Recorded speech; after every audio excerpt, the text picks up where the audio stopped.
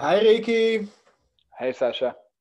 So I'm happy to have this conversation with you for a few different reasons. The way it relates to the six-figure practice program, we talk about how do you actually uh, choose who is your perfect client to work with, especially if there are many things that you could be doing, right, to create a business that you would actually enjoy.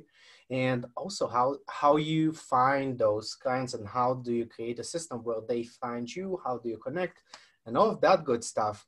So to start us off, maybe introduce yourself. What do you do? Who do you work with?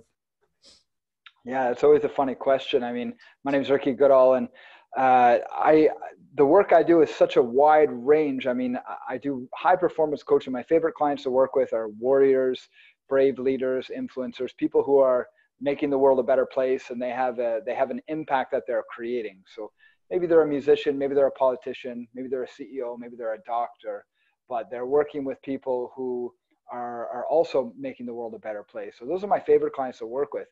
My work itself can range from high performance coaching to a shamanic medicine ceremony or a martial arts workout. I mean, I really offer my clients a wide variety of different directions to take their personal transformation. My work is very client led, so I take my client on the journey that they need to go on and let them lead, so it can take them a lot of different places sometimes. That's wonderful. And how did you decide to focus on that type of clients?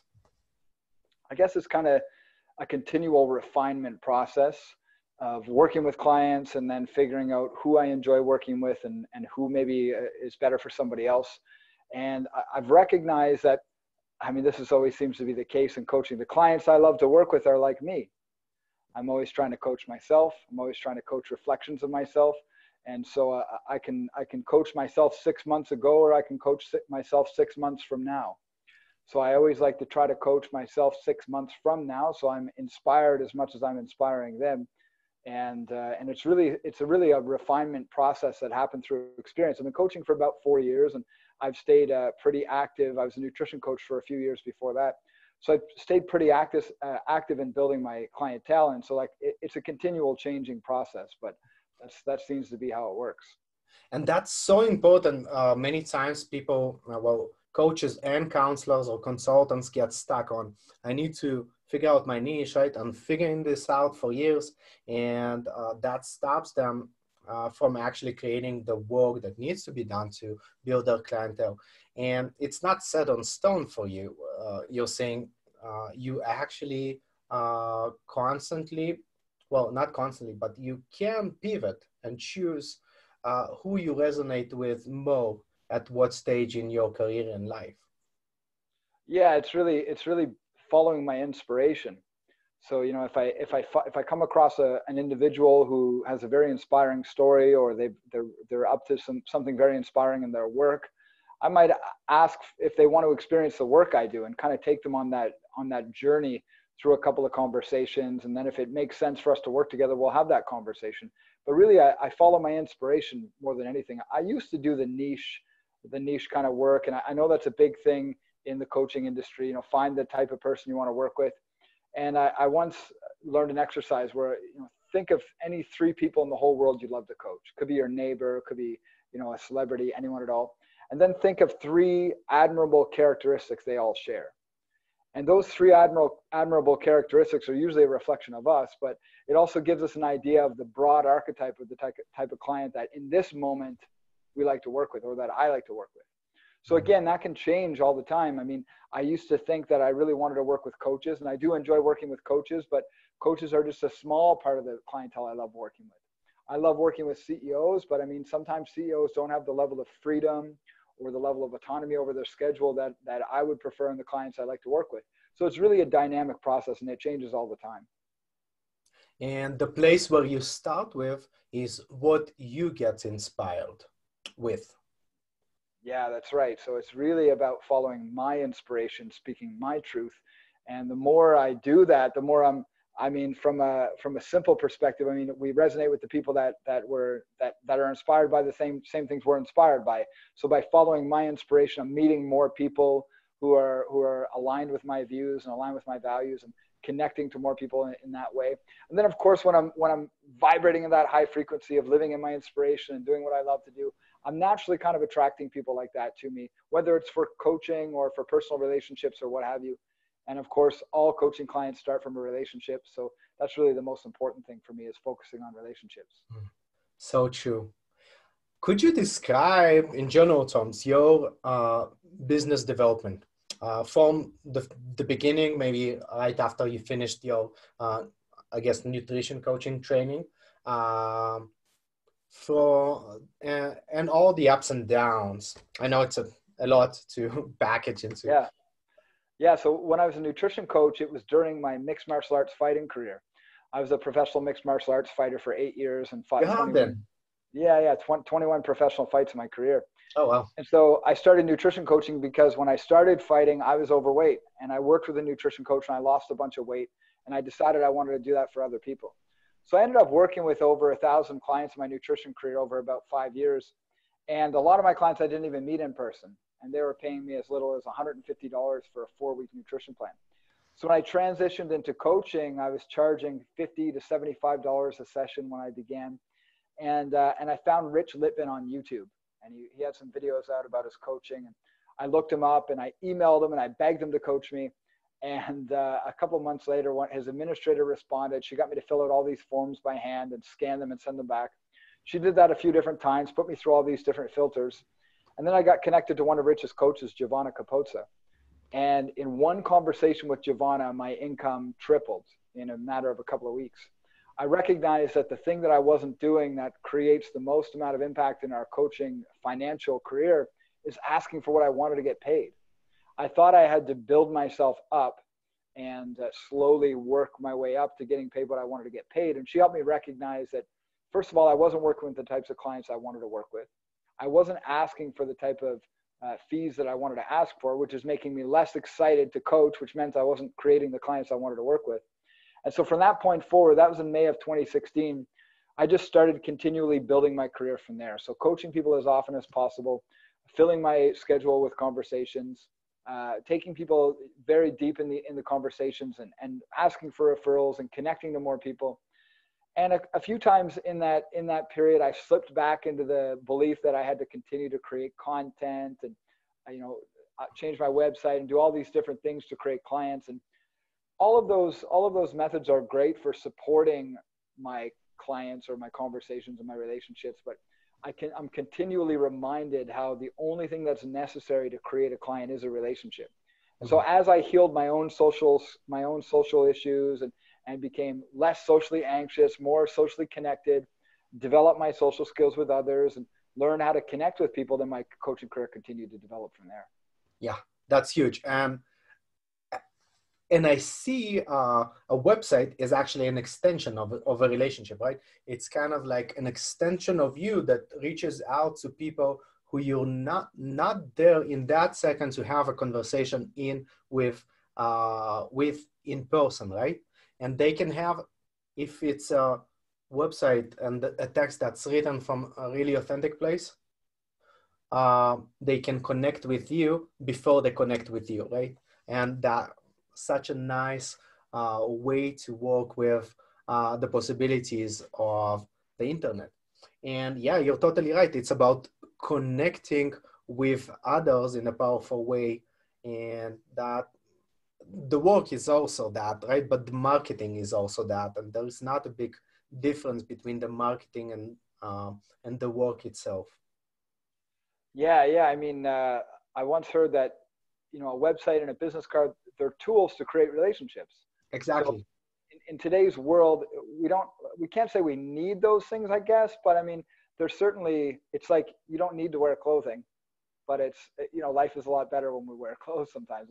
And I think that clothing our business with good marketing materials is the same way. So having a good Facebook page, having a good website, having a good, if you use business cards, I don't use business cards personally, but these tools are great for creating relationships. And I like how you said, if your content on your website is authentic and it's real and it's genuine, this person gets to have a feel for you before they even connect you.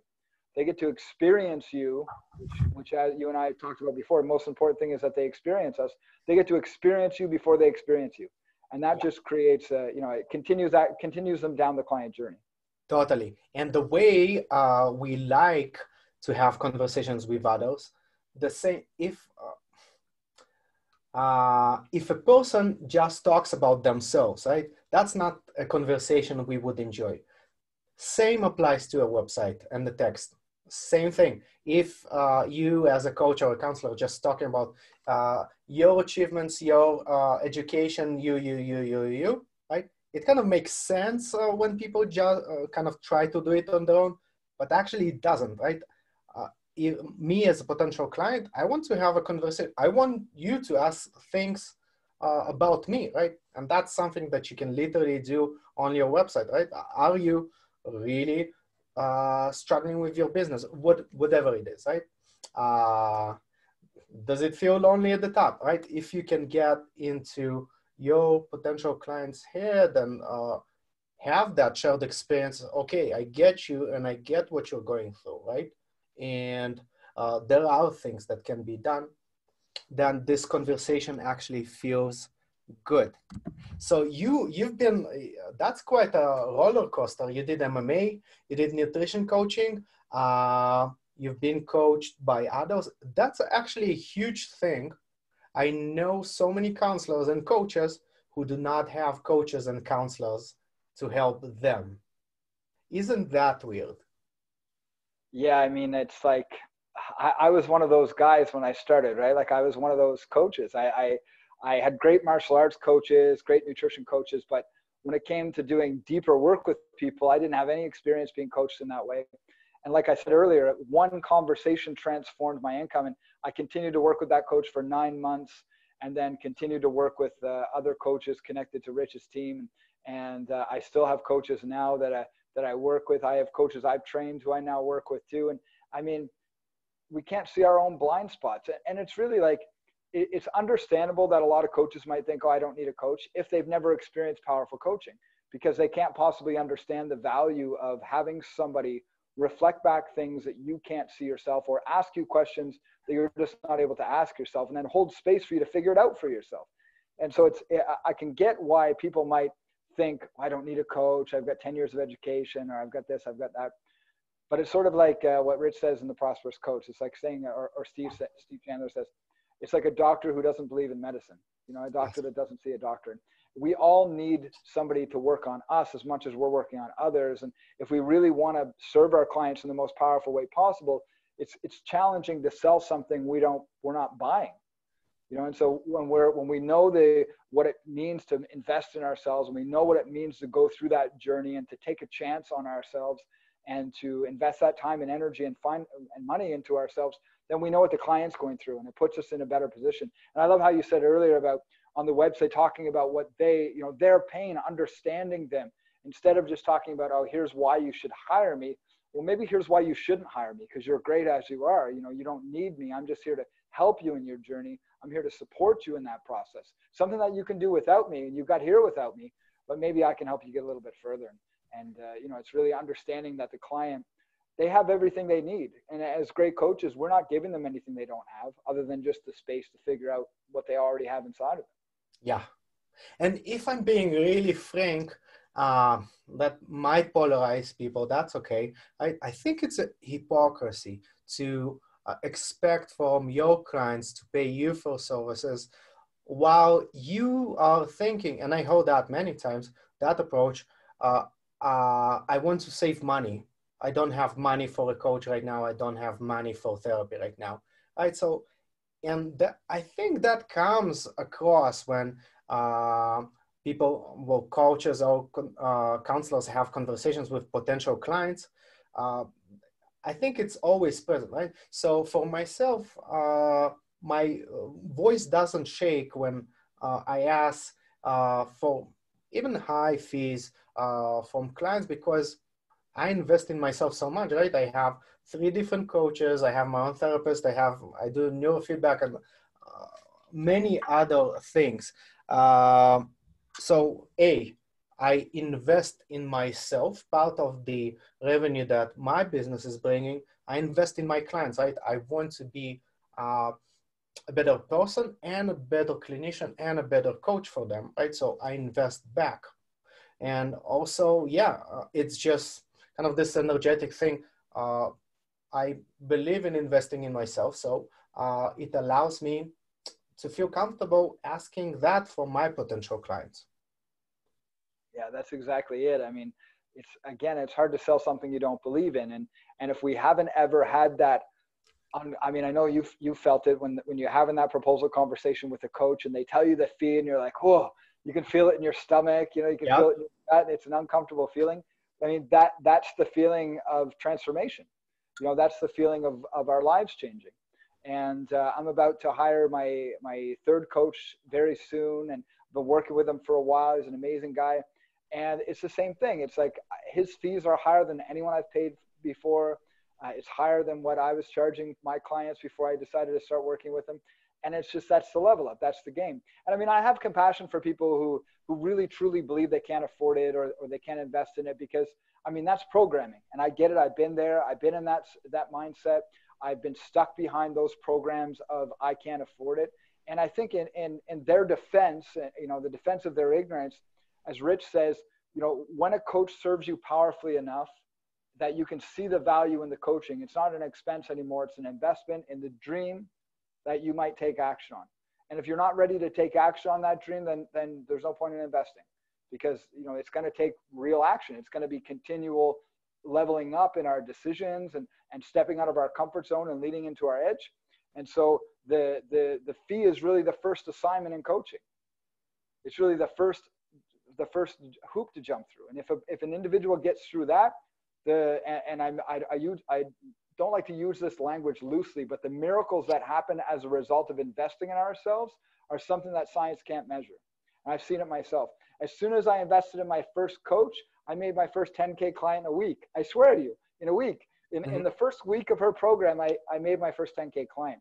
And so when we invest, we create room for miracles, and those synchronicities, and that energy goes out in the world, and the world changes. So it's not really an investment in the coach. It's an investment in our own dreams. And the question is, well, how much are our dreams worth? And if my dream isn't worth more than the coach that I'm going to hire, well, then maybe that's not the coach to work with. You know, or maybe maybe it's time to level up my dream and think bigger.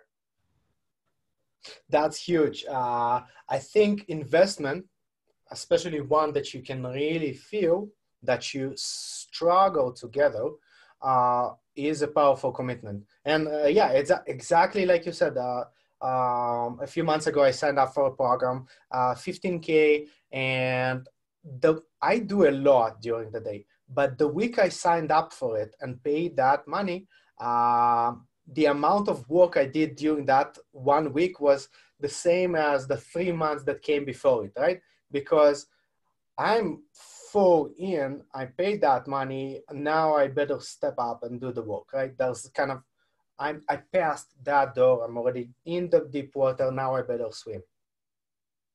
Yeah, it's like, I mean, how many times do we hear the story of the coach who invests his last bit of savings, or you know, remortgages their house, or gets a limit raise on their credit card, or sells their car, or whatever.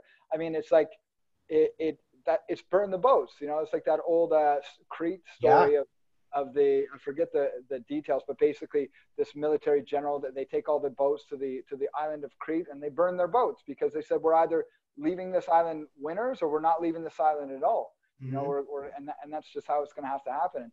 And I mean, that's what we have to do when we take a chance on ourselves. When we want to level up, when we want to have a quantum leap in our transformation, we can't get to where we want to get to with the same thinking that got us, you know, here. We have to change our thinking. Rich calls it the success, struggle, success pattern. You know, what got us here is not going to get us there. And so if we want to get to the next level, we need to think differently and think bigger and expand our mind. And that never stops. I don't think there will ever be a point where I don't have a coach or a healer or a guide or a shaman or somebody working with me to help me reach the next level, because it would just be irresponsible, unless I'm retiring and, you know, I'm going to go live on a beach for the rest of my life. But even then, I still feel like there would be value in having that person or those people around, questioning my blind spots and keeping me on my toes. Yeah, kind of reminds me of the slogan of the university I'm teaching at Naropa, transform yourself, transform the world. And it starts with yourself though, right?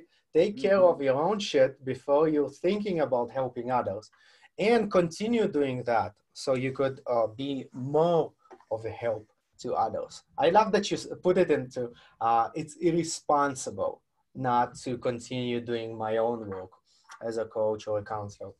So true. Yeah, and I mean, when it really comes down to it, it's like the work really never ends, you know, and we can only take our clients as deep as we've gone ourselves. And so, not to say that we need to be self-masochistic about it. We don't have to constantly be healing and always searching for more, but I think that there's value in continually expanding and recognizing that there are always new levels to grow to. And maybe financially we're happy, or maybe we're happy in some areas of our life, but what are the other areas that we're not totally happy and fulfilled? That where can we expand horizontally instead of vertically? Where can we find more happiness in our relationship, more fulfillment in our tasks outside of work or even inside of work? How can we enjoy the moment even more? How can we savor every drop of goodness out of it? And that's what I think working with coaches and working with healers can really help us do. Yeah, wonderful. I created the six-figure practice program to also to connect two, in a way, different universes that in my mind are two separate, coaches and counselors, psychotherapists, right? And I think I'm both a coach and a psychotherapist, and those are just two different doors that different people come in to see me to either change their actions in the world or change the way they feel about things in the world, right? Basically show up more powerfully in their lives. And there are differences in the way that coaches and counselors work in many, many ways. In the length of training, usually for counselors, it's longer, at least the formal training, right? The coaches who are coaching like all their lives, right?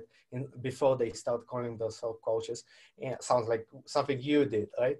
And also in terms of fees, that's a big one. So in counselors' code of ethics, you kind of need to charge on average what other counselors charge around you. And that can vary from $30 to 500, 600 an hour, and depends on where you're at, how long you've been doing it, and just like you said, the biggest one, how comfortable you are with saying the number, right?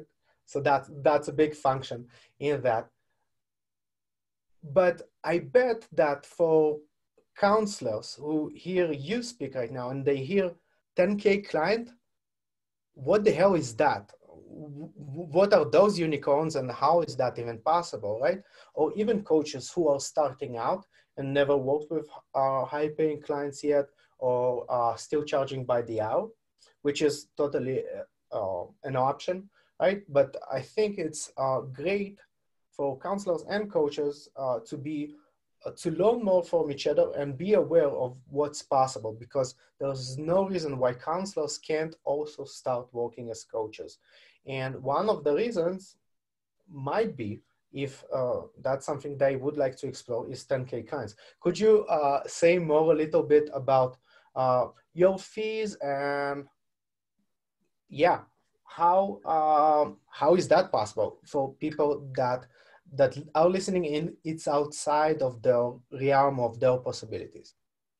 Yeah, so one of the most important things I learned was that my fees will change based on the client and their project and their needs and what they're looking to get out of the experience.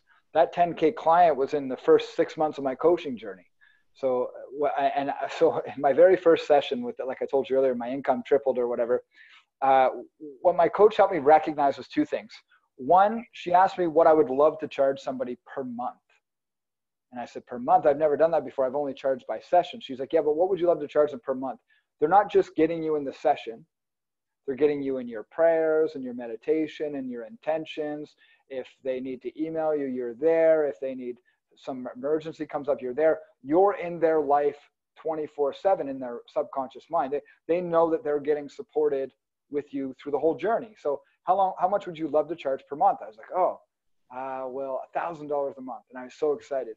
And she said, okay, how long before a person experiences a true transformation with you? Not just like, we can all experience a transformation in one conversation, but how long before they start changing their habits, and then their habits stick, and then they start seeing the echo back from their lifestyle changes? How long before they start to really see a transformation? It's like, wow, I really had to think about it. And in my nutrition coaching, it was a minimum of 3 months.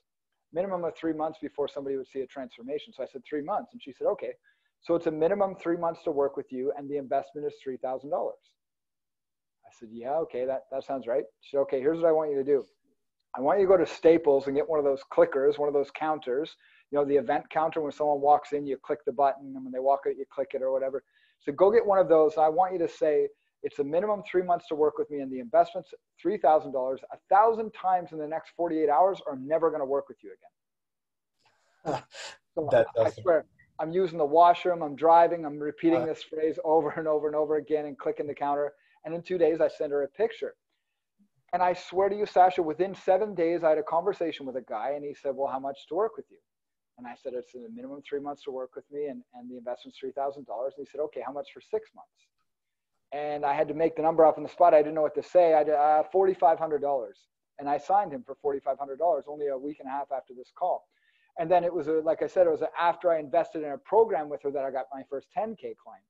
And so what I learned was that it's less about the fee that I charge and more about what they're willing to wager on their dream. If they've got a $5,000 dream, they're probably not going to pay $10,000 for coaching. No one has a $5,000 dream. Lots of people have a $5,000 step toward their big dream, but I don't believe that the $5,000 dream is the dream. It's not true. We all have a bigger purpose, I believe, inside of us. We've all got something bigger that wants to come out. And so my job as the coach is to challenge the individual to say, okay, what's bigger than that? I had a really well-known author. He wrote a book with Jack Canfield. I did a coaching session with him, and his goal was to sell 1 million copies of his book, his new book.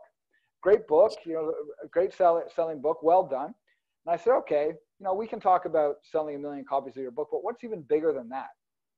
What's bigger than 1 million copies? I want you to 10x that goal. Like what's the true legacy goal here? What if I talk to you in 20 years and we look back and say, wow, I did it. What goal do you want to say you achieved in the last 20 years? And he said, Nobel Peace Prize. Okay, now you're thinking big. Now you're imagining what's really possible for yourself. This book he was selling was just a vehicle toward the type of world he wanted to create. When he was thinking of the book, he was thinking, one-dimensional. When he was imagining what the book was for and the world he wanted to create as a result of that book, suddenly the dream became worth far more than just selling 1 million copies of his book. So it's really about creating, pulling a dream out of the client that's so big that the investment is a no-brainer for what they're working toward. And then keeping them, taking that massive dream, breaking it down into these small, like you said earlier, actionable steps that make you feel like every week you're working harder than you have in the last 6 months in just 1 week, because you're taking inspired action. You've got a deadline. You're moving toward your goal. You're doing things in shorter time periods, shorter deadlines, and the person can feel the inspiration that comes with that. And that's a priceless feeling. So for me, it's about, first of all, thinking about what is the client trying to achieve with me? If they've got a 5-year goal and I charge them for a month of coaching, that's not really going to make a lot of sense. I'm not really going to get them to that 5-year goal. They're going to need at least 6 months, maybe a year of working with me to be sure that the transformations that we experience last toward that goal. So what's the big dream we're working toward? And then what's the cost of not having that dream in their life? Like, what are they losing by procrastinating on that dream? And then it's really from there. My fees range and they vary based on who I'm working with. And it's really about helping them invest in their dream and stay accountable to their dream. If I invest 10K into a dream, you can bet your ass I'm going to take action on it. If I invest $1,000 on a dream, I might take action on it, but I might not. And so the fees I'm charging are less about what I can do and more about how much action they're willing to take toward their dreams. And that's really kind of how I gauge my prices and how I work with clients like that. Beautiful. How do you find clients? How do you create clients? Yeah, that's a good question too. It's like where we put where we focus energy is where the universe kind of creates. So the secret is simple. It's just meet people, be interested. For me, be interested, ask some questions, learn about them, learn as much as I can about them, understand how they think, how they work, what their challenges are, what their struggles are, what their successes are. And if it makes sense, I'll invite them to experience my work. If I think I can support them, if I'm interested in working with them. But I recognize that the more people I ask, the more the universe seems to send clients to me, maybe not even in the direction that I'm asking in. So I could ask 10 people, they could all say no, and then somebody could randomly email me asking for coaching. So momentum creates miracles. So as long as I'm moving in the direction of what I want and asking for it and putting myself out there consistently and creating energy in that direction, it seems like the clients just magically come to me. Yeah. But as soon as I stop creating relationships, as soon as I stop asking for clients, the engine seems to slow down. The next thing I know, I'm like, oh my God, I got to find clients again.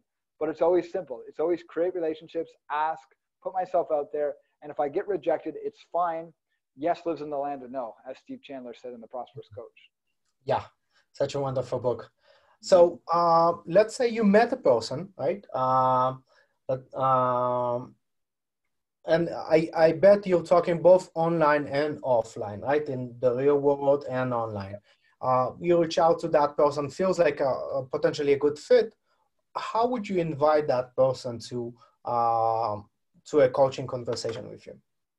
Yeah, it's a good question. I mean, you said it earlier about authenticity, and I really think that authenticity and transparency are the currency of business from this point forward in life. I mean, the inauthentic, misleading entrepreneurs are just not going to survive the shift that our world is going through. Yep. So for me, it's just really about being honest. It's like, look, you really inspire me. You've got something really great going, and I could see that you're doing amazing. You don't need to work with me. You don't need anything from me, but I would love to see what we could create together if we had a conversation. I would love to see how I might be able to support you in creating this thing that you're creating, because I just want to be a part of it. You know, I don't want you to necessarily buy anything. I'm not trying to sell you anything. I don't know if we'd be a good fit working together long term, but I would love to experience at least one conversation with you and to see what we can get out of it. And if you enjoy the conversation, you can give me some feedback on the experience. That would be great in itself. Would you like to experience a conversation with me? And I'll always ask them directly, direct question. I learned that direct questions get direct answers. Vague questions get vague answers. And so I don't say, hey, if you ever want to work with me, please let me know. I'd love to. I used to say that, but now it's just a direct question. Would you like to experience a conversation with me? If they're a hell yes. If they're, yeah, I would love that, then I'm in. If they're like, oh, yeah, that sounds good, maybe sometime, I'll say, okay, well, let's call it a no. And then maybe if anything changes, we can discover it then. But you know that the invitation is there, and I'd love to hear from you if anything changes. Yeah, wonderful. I think there is a room for both worlds, right? Connecting one-on-one conversation at a time and doing online work. And I think the problem starts happening when people are kind of just hiding behind a website and hoping that something will magically happen, right? And in my mind, vice versa, when people rely just on one conversation at a time, there is a missed opportunity for that people that you could be inspired to work with might never find out about you just because you're limited in your time and energy. And I think that's why Rich Littman with the Prosperous Coach is doing a newsletter every Wednesday now, and all of that, and the Facebook groups and all. And I think he found a really good way to do it authentically, not in a kind of factory massive scale, but okay, creating a community of people that connect with each other as well.